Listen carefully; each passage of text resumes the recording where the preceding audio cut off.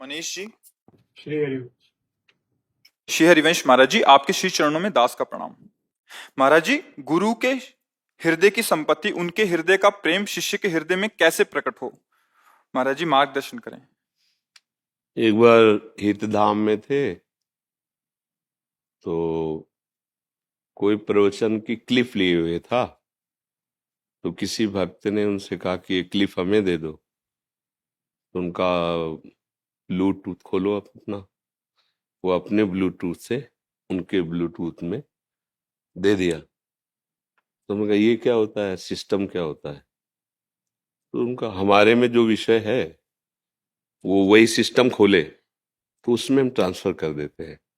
वो Bluetooth system ऐसा बताया। तो अपने लोगों का क्या स्वभाव है, मनन करना, किसी भी बात को उसके पकड़ कर उसमें मनन करना। तो उससे हमने देखा कि हमारा अंतःकरण चतुष्टय, बुद्धि, मन, चित्त और अहम, ये तीनों वृत्तियों सहित सत्वगुण, रजोगुण, तमोगुण, ये गुरुदेव के चरणों में समर्पित हो जाए तो गुरु जी अपना हृदय की वस्तु उसके हृदय में पधरा दे। बस। किसका प्रश्न है? हाँ, पर वो कठिन है।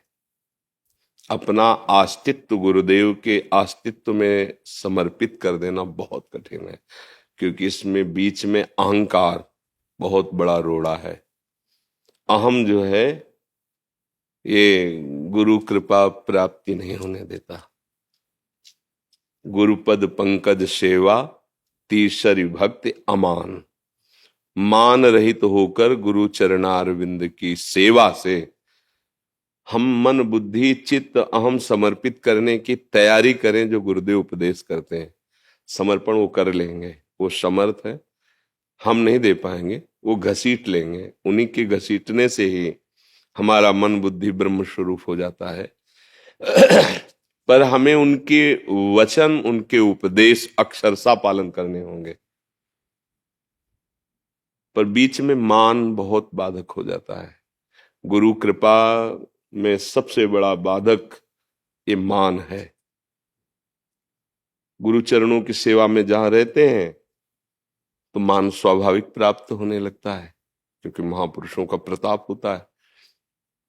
और उस मान का आप भोग करने लगे, स्वीकार करने लगे, आनंदित होने लगे, आप गए। अब आप गुरु की हृदय की वस्तु को नहीं जान पाएंगे। गुरु के हृदय की वस्तु मान रहित होकर उनकी आज्ञा में निरंतर रहिए। बस कब ट्रांसफर हो गया आपको पता ही नहीं चलेगा, आप उसी स्वरूप में निमग्न होंगे। पर इसके लिए पूर्ण आत्मसमर्पण चाहिए। उसी के लिए तो गुरु प्रदत्त साधना कर रहे हैं, उसी के लिए तो कर रहे हैं पूर्ण समर्पण। मान ये बहुत जहर है और इस जहर को हम हंसते हंसते पीते हैं। सम्मानम कलयाति घोर गरलम नीचापमानम सुधा, श्री राधा मुरलीधरो भज सखे वृंदावन मात्यज। हे मित्र, हे भाई, ये सम्मान बहुत बड़ा विष है परमार्थ के पथिकों के लिए। नीच पुरुषों द्वारा किया हुआ अपमान अमृत के समान है, इसे सह जाओ चुपचाप और फिर राधा मुरली मनोहर का निरंतर भजन करते हुए नाम धाम रूप लीला के आश्रित रहो। यहाँ समर्पण की जरूरत है। मयि मन आदत सो मैं बुद्धि निवेश है, तो निवशिष्य मय्येव अत ऊर्ध्वम न संशया। मन और बुद्धि मेरे को समर्पित कर दे तो मेरे में ही निवास करेगा, इसमें कोई संशय नहीं है। अब बस ये साधना जो बताई जा रही है मन बुद्धि के समर्पण की ही बताई जाती है।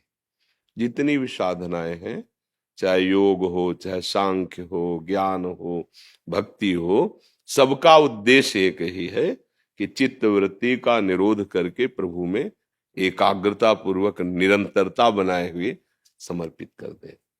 दीर्घ काल निरंतर सत्कार सेवितो दृढ़ भूमि, बहुत काल तक एक ही मंत्र में, एक ही आराध्य देव में अपनी वृत्ति का सम्मान पूर्वक महत्व बुद्धि रख करके समर्पित कर देने से दृढ़ भूमि अर्थात दृढ़ स्थिति हो जाती है, दृढ़ भूमिका आ जाती है। अब वो चलते फिरते उठते बैठते खाते पीते वो भगवदाकार वृत्ति बनी रहती है, उसकी मंत्राकार वृत्ति बनी रहती है। तो जो गुरु जी ने नाम दिया, जो मंत्र दिया, जो उपासना दी, यही हमारे को गुरु की वस्तु का अनुभव करने की योग्यता प्रदान करती है। पर बस इसमें मान बहुत घातक है, बहुत घातक है। प्रायः आ ही जाता है, यहां तक आ जाता है कि गुरु से होड़ लगाने लगते हैं, आपसे ज्यादा तो मेरे, बस वो जहां जहां मान आया नष्ट कर देता है, नष्ट कर देता है। गुरु की पदवी प्राप्त करने के लिए कई ऐसी जगह प्रमाण मिले, गुरु को जहर दे दिया, गुरु को मार दिया। इतिहास साक्षी पढ़ के देखो। अगर मान रहित होकर गुरुदेव की सेवा की जाए तो कुछ पढ़ने लिखने की जरूरत नहीं, सब कुछ गुरुदेव की कृपा से हृदय में प्रकाशित हो जाएगा। महाभारत में प्रसंग आता है कि वर्षा ऋतु थी, शायद उपमन्यु जी उनका नाम था। तो गुरुदेव ने कहा कि कुछ अन्न की क्यारियां हैं, उनकी क्यारियां फूटने न पावे, तो उनमें जल भरा रहेगा तो अच्छा अन्न पैदा होगा, जिससे यज्ञ आदि में सहयोग मिलेगा। आप जाइए, रात्रि का समय, खेत की मेड़ नहीं टूटनी चाहिए। तो एक जगह उन्होंने बहुत प्रयास किया, मेड़ टूट रही थी, तो मिट्टी गीली होने के कारण वो रुक नहीं पा रही थी, और तो सब बांध दिया था। सोचा गुरु आज्ञा का उल्लंघन हो जाएगा अगर पानी निकल गया तो, मिट्टी रुक नहीं रही, तो अपने देह को रख दिया ऐसे, और वो गीली मिट्टी तो सेट हो गई। अब अगर उठते तो मेड़ टूट जाती, तो अब पूरे शरीर को उसमें मेड़ में से। गुरुदेव ने जब देखा कि काफी समय हो गया नहीं आए, तो अन्य ब्रह्मचारियों ब्रह्म ऋषियों के साथ वहां गए और पुकारा, बेटा कहाँ हो तुम? तो आवाज, गुरुदेव मैं यहाँ हूं। नजदीक गए तो देखा सब पानी से सने में से। अरे बेटा, सबको देह और प्राण इतनी प्रिय होती है, तुम ये क्या कर रहे हो? बोले गुरुदेव आपकी आज्ञा थी कि मेड़ न टूटने पावे, तो यहाँ की मिट्टी से रोक नहीं पा रही थी, इसलिए आज्ञा पालन की। उठो, जाओ, तुम्हारे हृदय में समस्त वेद स्वयं स्फुरित हो जाए। उन्होंने व्याकरण नहीं पढ़ा था, उन्होंने शास्त्र नहीं, चारों वेद स्फुरित हो गए। एक और उदाहरण उसमें वर्णन किया, एक शिष्य गए और पहले सेवा के द्वारा उसकी समर्पण निष्ठा देखी जाती थी। तो उन्होंने कहा कि ठीक है, आप हमारी गौशाला की गौएं चराएं। तो पहले गौएं ऐसे लेके चले गए, तो 15-15 दिन वापस ही नहीं लौटना, जंगल है, चरा रहे हैं। तो 15 दिन बाद वापस आए, तो उनका तुम्हारा शरीर बहुत हष्टपुष्ट दिखाई दे रहा है। तो उनका, गुरुदेव भिक्षा मांग लाता हूँ, गौओं को ऐसे छोड़ के और पा लेता हूँ, धर्म विरुद्ध आचरण। ना हमने भिक्षा की आज्ञा की थी, और बिना मुझे समर्पित किए हुए तुम भिक्षा कैसे पा सकते हो? शास्त्र आज्ञा है कि भिक्षा मांगे और गुरुदेव को समर्पित करे। फिर दैन्य भाव से जब गुरुदेव आपको जो भी दे दें या पूरी अनुमति दे दें उतना ही पा, अगर ना अनुमति दें तो रख कर वापस हो जाइए। समर्पण बहुत बड़ी चीज है। तुमने तो अपराध कर दिया, बिना हमारी आज्ञा के, बिना समर्पण के भिक्षा। बोले गुरुदेव आगे से नहीं होगा, जाओ। 15 दिन बाद फिर आए तो ऐसे ही। तो उनका अब भी अष्टपुष्ट हो? तो कहा गुरुदेव बहुत सी गौएं हैं ना, तो दूध पी लेते हैं, भिक्षा तो बंद कर दे।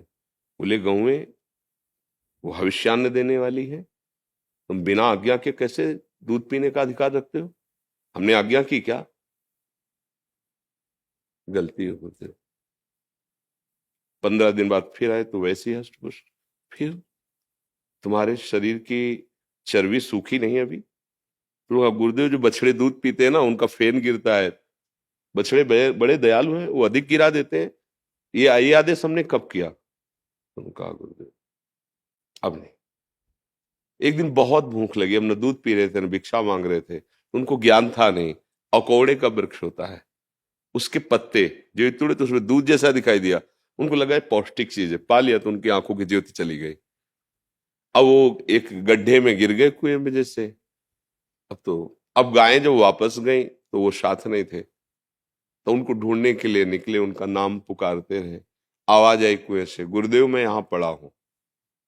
कैसे कैसे पड़े हो? गुरुदेव बार बार भूख ने मुझे व्याकुल कर दिया था, तो पता नहीं मैं किसका पत्ता खा लिया कि बोले समझ गए कि ऐसे अकोड़े। उन्होंने मंत्र दिया, इस मंत्र का उच्चारण करो। जे ही उच्चारण किया तो साक्षात अश्विनी कुमार आ गए। देव जो वैद्य है, दोनों अश्विनी कुमार, उन्होंने एक दिव्य औषधि के द्वारा पुआ तैयार किया और कहा पालो। बोले अब जिंदगी में नहीं। गलती पे गलती होती गई, हम गुरु आज्ञा का उल्लंघन करते गए, अब नहीं। आंखें नष्ट हो जाए या प्राण नष्ट हो जाए, जब तक मेरे गुरुदेव आज्ञा नहीं करेंगे तब तक इस जबान में कुछ नहीं रखूंगा। तो उनका गुरु को भी अगर आवश्यकता होती तो हम देव वैद्य हैं उनका, तो वो अपने गुरु से थोड़ी आज्ञा लेते हैं। हम खुद इस समय आपको आज्ञा करते हैं, हम देवता भी हैं, वैद्य भी हैं, और तुम्हारी औषधि है ये, तुम पा लीजिए। बोले प्राण त्याग दूंगा लेकिन अन्य किसी की आज्ञा नहीं, केवल गुरुदेव की आज्ञा। तो प्रसन्न हुए, पा लीजिए। तुरंत जेवती हुई और करुणा करके जे ही स्पर्श किया, सारा ज्ञान उनके हृदय में प्रकाशित हो गया। आदि गुरु भगवान शंकराचार्य जी की तन सेवा में श्री त्रोटकाचार्य जी जो हुए हैं, वो सेवा तन सेवा में रहते थे।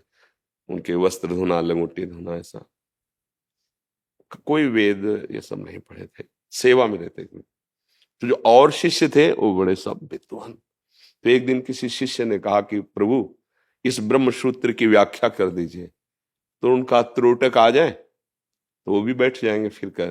बोले प्रभु उनको क्या सुनाना, क्योंकि पढ़े लिखे नहीं।